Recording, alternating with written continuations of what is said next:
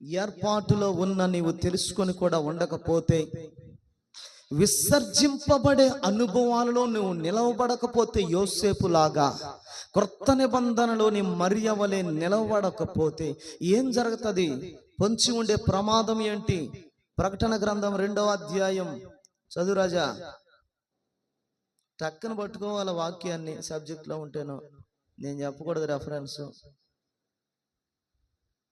5వ వాక్యం చదువు.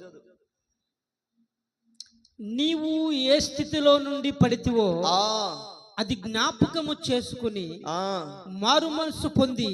ఎందుకు వచ్చిన గొడవ అబ్బా? పోతే పోద్ది, చేస్తే అయిపోయా. ఎందుకు వాళ్ళ చేత మాట తినాలా? వాళ్ళ చేత అడిగించుకోవాలా, వీళ్ళ చేత అడిగించుకోవాలా, వాళ్ళ చేత మాట బనాలా? ఇక మనిషి కనబడినప్పుడల్లా అడగతానే ఉంటారు అని మనం ఏం చేస్తామంటే కొన్ని పరిస్థితులకు రాజీ పడిపోతా ఉంటాం. రాజీ పడకుండా ఏం చెయ్యాలనో, రాజీ పడితే ఏం జరుగుతుందో తెలిపే వాక్యం ఇది. నీవు ఏ స్థితిలో నుండి పడిపోతివో అది జ్ఞాపకము చేసుకొని మారు మనసు పొంది ఆ మొదటి క్రియలను చేయుము. మొదటి క్రియలను చేయము. ఏంటా మొదటి క్రియలు? ప్రభువా, నీ కోసమే నేను బ్రతకతానయ్యా, నీ కోసం ప్రతిష్ఠించుకుంటానయ్యా, ఏర్పరచబడిన వంశములోని వ్యక్తిగా ఉంటానయ్యా, రాజులని యాజక సమూహపు గుంపులోనే ఉంటానయ్యా. తీర్మానం చేశావే, తీర్మాన ప్రకారమైన భక్తి జీవితం చేయటం, మారు మనసు పొంది ఆ మొదటి క్రియలను చేయుము. ఆ మొదటి క్రియలను చేయుము. అట్లు చేసి నీవు మారు మనసు పొందితేనే సరి. మారు మనసు పొందితివా? బాగుంటది. లేని ఎడల లేదా నేను నీ యొద్దకు వచ్చి నీ దీపస్తంభమును దాని చోట నుండి తీసివేత్తును. అంటే ఆ మాటను కొంచెం లోతులోనికి మనస్సు పెట్టి ధ్యానించి, నేను నీ యొద్దకు వచ్చి అంటే ఏంటి దాని అర్థం? ఆయనకు నీకేం జరిగిపోయింది అప్పుడు? అది పాయింట్.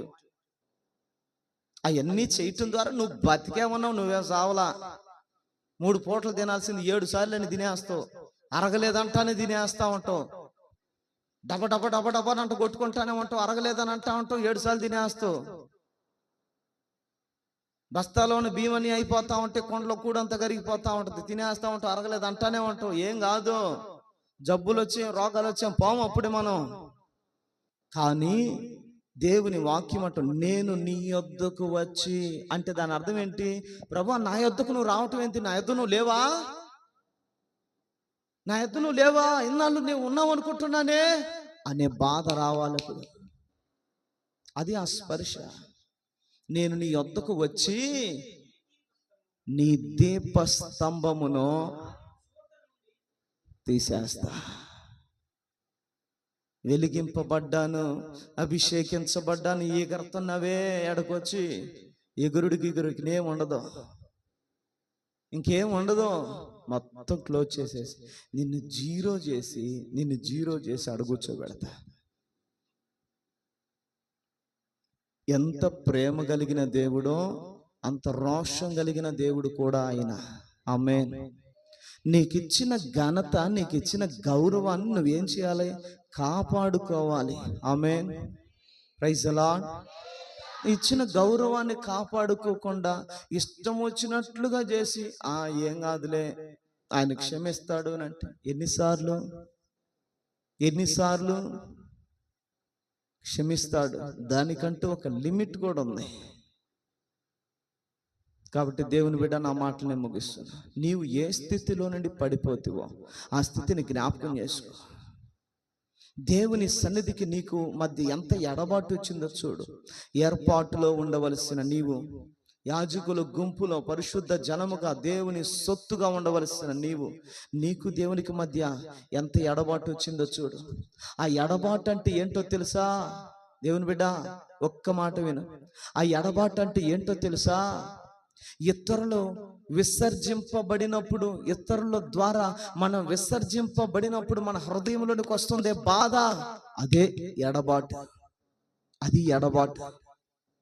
దేవుడు మనకు దూరం అయితే వాళ్ళు ఏమన్నా అన్నా తట్టుకోలేం, వీళ్ళు ఏమన్నా తట్టుకోలేం.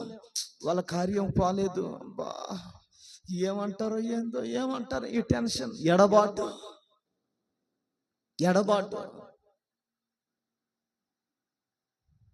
ఈ ఎడబాటు మనకు ఉండకూడదు.